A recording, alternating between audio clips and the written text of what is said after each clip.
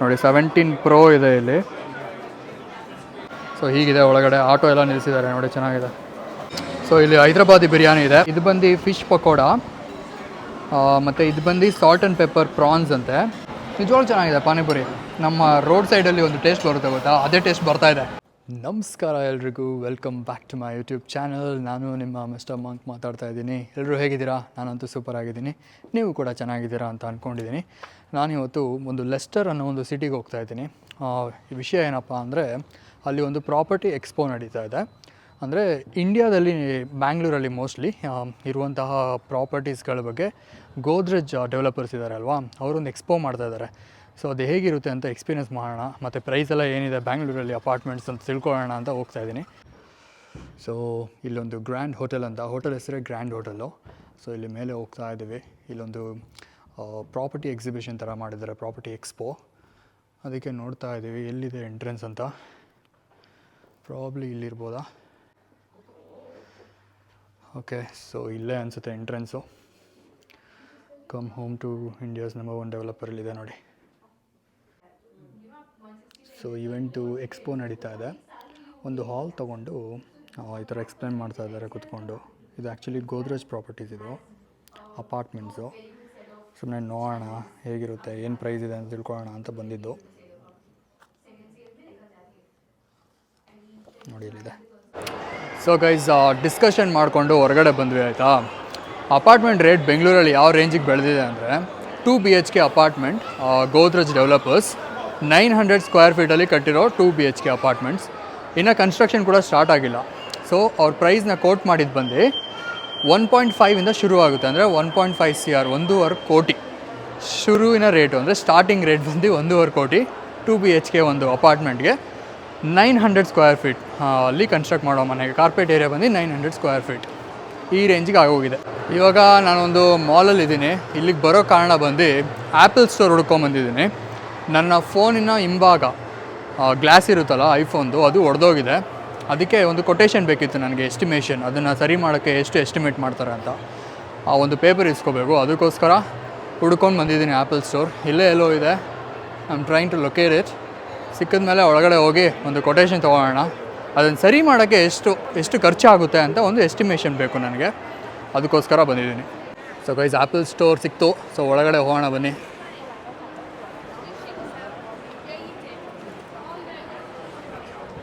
So guys, appointment ಕೊಟ್ಟಿದ್ದಾರೆ store ಒಳಗಡೆ.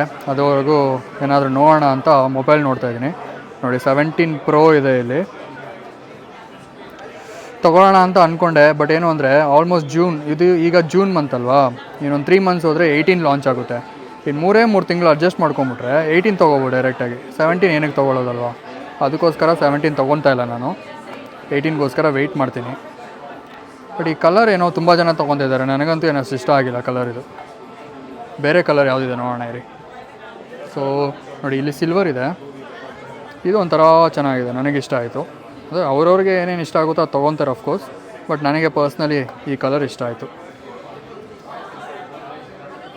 Estimation ಕೊಟ್ಟಿದ್ದಾರೆ ಆಯಿತಾ, 357 ಪೌಂಡ್ಸಲ್ಲಿ ಕೊಟ್ಟಿದ್ದಾರೆ ರಿಪೇರಿ ಮಾಡೋಕ್ಕೆ ಎಷ್ಟಾಗುತ್ತೆ ಅಂತ. ಅಂದರೆ ರುಪೀಸಲ್ಲಿ ಕನ್ವರ್ಟ್ ಮಾಡಬೇಕು ಅಂದರೆ ಬರೋಬ್ಬರಿ 45,000 ರುಪೀಸ್ ಆಗುತ್ತೆ ರಿಪೇರ್ ಮಾಡೋಕ್ಕೆ. ಇದನ್ನು ರಿಪೇರ್ ಮಾಡೋ ಬದಲು ಇನ್ನೊಂದು 3 ಮಂತ್ಸ್ ವೆಯ್ಟ್ ಮಾಡಿ ಐಫೋನ್ 18 ಲಾಂಚ್ ಆಗುತ್ತೆ, 18 ಸೀರೀಸು, ಅದನ್ನ ತೊಗೊಳ್ಳೋದೇ ಒಳ್ಳೆಯದು. ಸೊ ಬಿಸಿಗೆ lychee ice tea, bubble ice tea ತೊಗೊಂಡಿದ್ದೀನಿ. ಟೇಸ್ಟ್ ಆ್ಯಕ್ಚುಲಿ ಚೆನ್ನಾಗಿದೆ. ನಾನು ಐಸ್ ಟೀ ಚೆನ್ನಾಗಿರಲ್ಲ ಅಂದ್ಕೊಂಡಿದ್ದೆ, ನಾನು ಯೂಶ್ವಲಿ ಕುಡಿಯೋಲ್ಲ. ಸುಮ್ಮನೆ ಟ್ರೈ ಮಾಡೋಣ ಅಂತ ತೊಗೊಂಡೆ. ಇಟ್ಸ್ ಸಮಥಿಂಗ್ ಡಿಫ್ರೆಂಟ್, ನನಗೊಂಥರ ಇಷ್ಟ ಆಯಿತು. ಸೊ ಇವಾಗ ಒಂದು ರೆಸ್ಟೋರೆಂಟ್ಗೆ ಊಟ ಮಾಡೋಣ ಅಂತ ಬಂದಿದ್ದೀವಿ. ಒಂದು ಇಂಡಿಯನ್ ರೆಸ್ಟೋರೆಂಟ್, ಫೀಸ್ಟ್ ಇಂಡಿಯಾ ಅಂತ ಹೆಸರು. ಸೊ ಹೀಗಿದೆ ಒಳಗಡೆ. ಆಟೋ ಎಲ್ಲ ನಿಲ್ಲಿಸಿದ್ದಾರೆ ನೋಡಿ, ಚೆನ್ನಾಗಿದೆ. ಸೊ ಬೊಫೆ ಬುಕ್ ಮಾಡಿರೋದು ನೋಡಿ, ಹೀಗಿದೆ. ಎಲ್ಲ ಒಂದು ಕಡೆಯಿಂದ ಇಟ್ಕೊಂಬಂದಿದ್ದಾರೆ ಐಟಮ್ಸ್ನ. ಎಲ್ಲ ಕ್ಲೋಸ್ ಆಗಿದೆ ಅಂತ ಅಂದ್ಕೋಬೇಡಿ, ಓಪನ್ ಮಾಡಿದ್ರೇ ಅಲ್ವಾ ಒಳಗಡೆ ಫುಡ್ ಏನಿದೆ ಅಂತ ಗೊತ್ತಾಗೋದು. ಸುಮ್ಮನೆ ಒಂದು ರೌಂಡ್ ಹೊರಗಡೆಯಿಂದ ತೋರಿಸ್ತಾ ಇದ್ದೀನಿ ಏನೇನಿದೆ ಅಂತ ಅಷ್ಟೇ.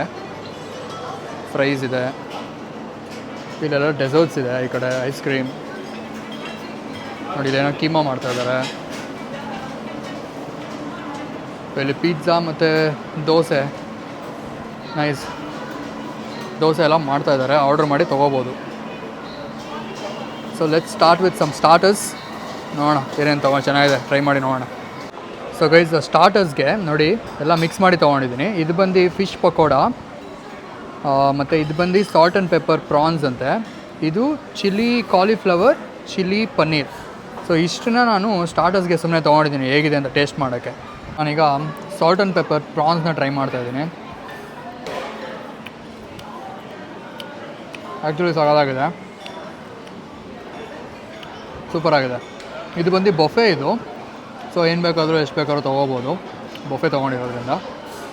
ಇವಾಗ fish pakoda.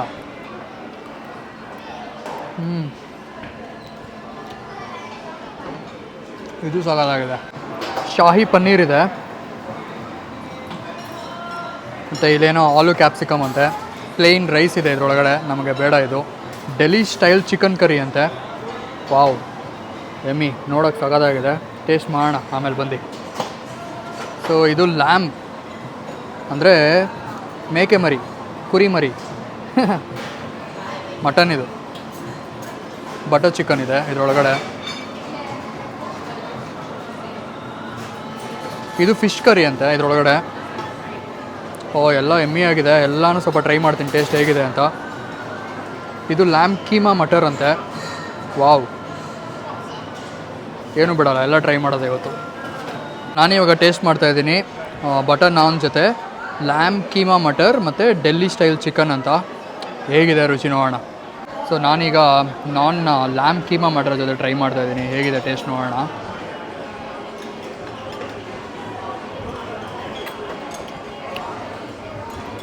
Keema matar okay. Wow ಅನ್ನೋಷ್ಟು ಏನು ಚೆನ್ನಾಗಿಲ್ಲ ಕೀಮಾ ಮಟರ್. ಲ್ಯಾಮ್ ಕೀಮಾ ಇನ್ನೊಂದ್ಸಲ ಟ್ರೈ ಮಾಡ್ತೀನಿ.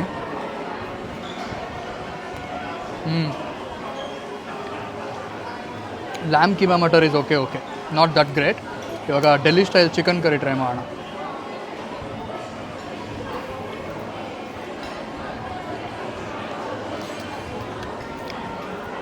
ಡೆಲ್ಲಿ ಸ್ಟೈಲ್ ಚಿಕನ್ ಕರಿ ಕೂಡ ಓಕೆ, ನಾಟ್ ಗ್ರೇಟ್. ಅಂತ ಹೇಳೋಷ್ಟು ಸಖತ್ತಾಗಿಲ್ಲ, ಒಂದ್ಸಲ ಟ್ರೈ ಮಾಡ್ಬೋದು ಅಷ್ಟೇ. ಇಲ್ಲಿ ಚೈನೀಸ್ ನೂಡಲ್ಸ್ ಮಾಡ್ತಾರೆ. ಸೊ ಇಲ್ಲಿ ಇಂಗ್ರೀಡಿಯೆಂಟ್ಸ್ ಇಟ್ಟಿದ್ದಾರೆ ನೋಡಿ. ಇಲ್ಲಿ ಪ್ರಾನ್ಸ್ ಇದೆ, ಬ್ರಾಕ್ಲೀಸ್ ಇದೆ, ಮಶ್ರೂಮ್ಸ್ ಇದೆ, ಕ್ಯಾಪ್ಸಿಕಮ್ ಇದೆ, ರೆಡ್ ಪೆಪ್ಪರ್ಸು. ಇದೆಲ್ಲ ಒಂದು ಸ್ವಲ್ಪ ಎತ್ಕೊಂಡು ಒಂದು ಪ್ಲೇಟಲ್ಲಿ ಹಾಕ್ಕೊಟ್ರೆ ನೋಡಿ, ಈ ಥರ ಹಾಕ್ಕೊಟ್ರೆ ಅದನ್ನು ಯೂಸ್ ಮಾಡಿ ಒಂದು ಚೈನೀಸ್ ನೂಡಲ್ಸ್ ಮಾಡಿ ಕೊಡ್ತಾರೆ. ಈಗ ನೋಡಿ ಹೇಗೆ ಮಾಡ್ತಾರೆ ಅಂತ ನೋಡಿ. ಕೊಟ್ಟಿರೋ ಇಂಗ್ರೀಡಿಯೆಂಟ್ಸ್ ಎಲ್ಲ ಮಿಕ್ಸ್ ಮಾಡಿ ಫ್ರೈ ಮಾಡ್ತಾ ಇದ್ದಾರೆ, ಮಾಡಿಬಿಟ್ಟು ನೂಡಲ್ಸ್ ಮಾಡಿ ಕೊಡ್ತಾರೆ ನಮಗೀಗ.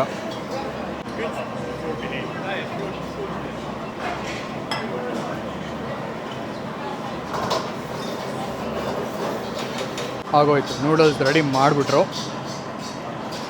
ಅಷ್ಟೇ. ಒಂದು ಪ್ಲೇಟ್ ಆಫ್ ನೂಡಲ್ಸ್ ಮಾಡಿ ಕೊಟ್ಬಿಟ್ರು ಅಷ್ಟೇ. ಇಲ್ಲಿ ಪಾನಿಪುರಿ ಮಾಡ್ತಾಯಿದ್ದಾರೆ ನೋಡಿ, ಯಾಕಂದರೆ ಪಾನಿಪುರಿ ಕೂಡ ಆಮೇಲೆ ಮಾಡಿಸ್ಕೊಂಡು ತಿನ್ಬೋದು. ಸೊ ಇಲ್ಲಿ ಹೈದ್ರಾಬಾದಿ ಬಿರಿಯಾನಿ ಇದೆ, ಸೊ ಸ್ವಲ್ಪ ತೊಗೊಂಡು ಟ್ರೈ ಮಾಡ್ತಾಯಿದ್ದೀನಿ ಹೇಗಿದೆ ಅಂತ ನೋಡೋಣ. ಸೊ ಗೈಸ್, ಈ ರೌಂಡಲ್ಲಿ ನಾನು ತಿಂತಾ ಇರೋದು ಬಂದು ಚಿಲ್ಲಿ ವಿಂಗ್ಸ್ ಮತ್ತು ಚಿಕನ್ ಚಟ್ನಿ ಫ್ರೈ ಅಂತೆ, ಮತ್ತು ಇದು ಲ್ಯಾಮ್ದು ಏನೋ ಮರ್ತೋಯ್ತು ಹೆಸರು, ಮತ್ತು ಇದು ಚಿಲ್ಲಿ ಚಿಕನ್.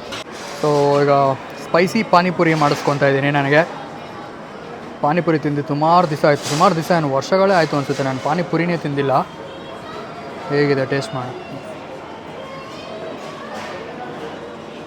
ಪಾನಿಪುರಿ ತಿಂತಾ ಇದ್ದೀನಿ ಈಗ.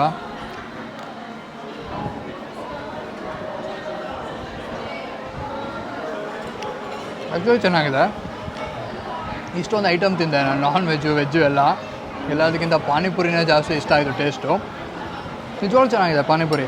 ನಮ್ಮ ರೋಡ್ ಸೈಡಲ್ಲಿ ಒಂದು ಟೇಸ್ಟ್ ಬರುತ್ತೆ ಗೊತ್ತಾ, ಅದೇ ಟೇಸ್ಟ್ ಬರ್ತಾಯಿದೆ. ಹೆಂಗೆ ಮಾಡ್ತಾಯಿದ್ದಾರೋ ಗೊತ್ತಿಲ್ಲ, ಬಟ್ ಟೇಸ್ಟ್ ಮಾತ್ರ ಸಖತ್ತಾಗಿದೆ.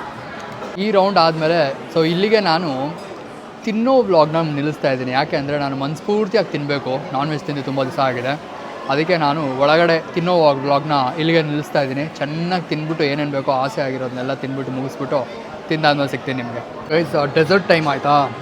ನನಗೆ ಈ ಚಿಕ್ಕ ವಯಸ್ಸಿಂದನೂ ಈ ಜೆಲ್ಲೀಸ್ ತಿನ್ನೋಕ್ಕೆ ಭಾರಿ ಇಷ್ಟ. ಪ್ರಾಬ್ಲಿ ಇಲ್ಲಿರೋ ಜೆಲ್ಲಿ ಎಲ್ಲ ನಾನು ಒಬ್ಬನೇ ತಿಂದು ಖಾಲಿ ಮಾಡ್ತೀನಿ. ಸುಮ್ಮನೆ ಹೇಳ್ತಾ ಇಲ್ಲ, ನಿಜವಾಗ್ಲೂ ತಿಂದು ಖಾಲಿ ಮಾಡ್ತೀನಿ. ಇಷ್ಟು ಜೆಲ್ಲಿನೂ ಒಬ್ಬನೇ ತಿಂತೀನಿ ಈಗ ನಾನು ಎತ್ಕೊಂಡೋಗಿ. ಏನೇನಿದೆ ಅಂತ ತೋರಿಸ್ತೀನಿ ಫಸ್ಟು. ನೋಡಿ, ಇಲ್ಲಿ ಫ್ರೂಟ್ ಸ್ಯಾಲಡ್ ಥರ ಫ್ರೂಟ್ಸ್ ಎಲ್ಲ ಕಟ್ ಮಾಡಿದ್ದಾರೆ. ಗ್ರೇಪ್ಸ್ ಇದೆ, ಜೆಲ್ಲೀಸ್ ಇದೆ, ರೈಸ್ ಕೀರ್ ಅಂತ ಇದು. ರಸ್ಮಲೈ ಇದೆ, ನನ್ನ ಫೇವ್ರೇಟ್ ಇದು. ನನಗೆ ಫೇವ್ರೇಟ್ ಸ್ವೀಟ್ ಯಾವುದು ಅಂತ ಕೇಳಿದ್ರೆ ಅದು ರಸ್ಮಲೈ ಇಟ್ಟಿದ್ದಾರೆ. So I'm gonna have them.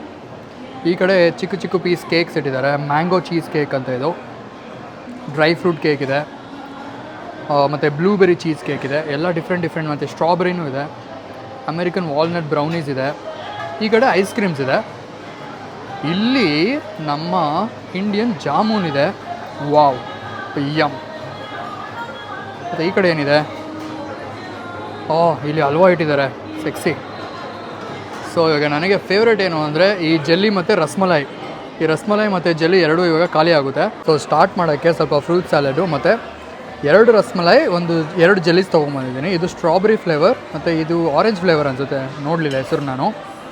Starting ಇಷ್ಟರಿಂದ ಶುರು ಮಾಡ್ತಾಯಿದ್ದೀನಿ, ನೋಡೋಣ ಟೇಸ್ಟ್ ಚೆನ್ನಾಗಿದ್ರೆ ಅಲ್ಲಿರೋದೆಲ್ಲ ಖಾಲಿ ಮಾಡ್ತೀನಿ. ಸೊ ರಸ್ಮಲಾಯಿ ಟ್ರೈ ಮಾಡ್ತಾಯಿದ್ದೀನಿ. ಎಮ್ಮಿಯಾಗಿದೆ.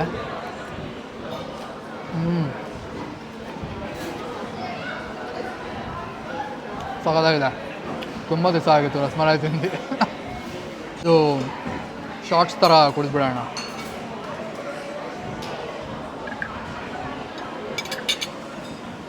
ಇವಾಗ jelly,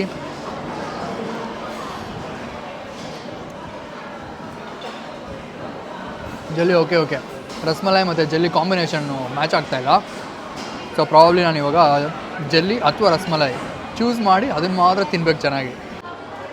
guys, I was not joking. ನೋಡಿ, ರಸ್ಮಲಾಯಿನ ಖಾಲಿ ಮಾಡಿದ್ದೀನಿ, ಜೆಲ್ಲಿ ಬಿಟ್ಬಿಟ್ಟಿದ್ದೀನಿ. ಯಾಕಂದರೆ ರಸ್ಮಲಾಯಿ ಜೊತೆ ಜೆಲ್ಲಿ ಕಾಂಬಿನೇಷನ್ ಚೆನ್ನಾಗಿಲ್ಲ, ಅದಕ್ಕೆ ಜೆಲ್ಲಿನ ಇನ್ನೊಂದು ತೊಗೊತೀನಿ. ಸೊ ರಸ್ಮಲಾಯಿ ಅಂತೂ ಖಾಲಿ ಆಯಿತು ಅಲ್ಲಿ. ಮತ್ತೆ ರೀಫಿಲ್ ಮಾಡ್ತಾರೆ, ಇಟ್ಸ್ ನಾಟ್ ಲೈಕ್ ಖಾಲಿ ಆದರೆ ಹೋಯ್ತು ಅಂತ, ಬಟ್ ಖಾಲಿ ಮಾಡಿದೆ ನಾನು ಹೇಳ್ದಾಗೆ. ಸೊ ಗೈಸ್, ಐಸ್ ಕ್ರೀಮ್ ಕೂಡ ತೊಗೊಂಬಂದಿದ್ದೀನಿ. 1 ಸ್ಕೂಪ್ ಆಫ್ ಟೂಟಿ ಫ್ರೂಟಿ ಮತ್ತು ಅಲ್ಲೊಂದು ಸ್ಕೂಪ್ ಆಫ್ ಕೋಕೋನಟ್ ಇದೆ. ಫೈನಲ್ ಟಚ್ ಆಗಿ ಐಸ್ ಕ್ರೀಮ್ ತಿನ್ಬಿಡೋಣ. ಸೊ ಊಟ ಎಲ್ಲ ಮಾಡಿಕೊಂಡು ಹೊರಗಡೆ ಬಂದಿದ್ದಾಯಿತು.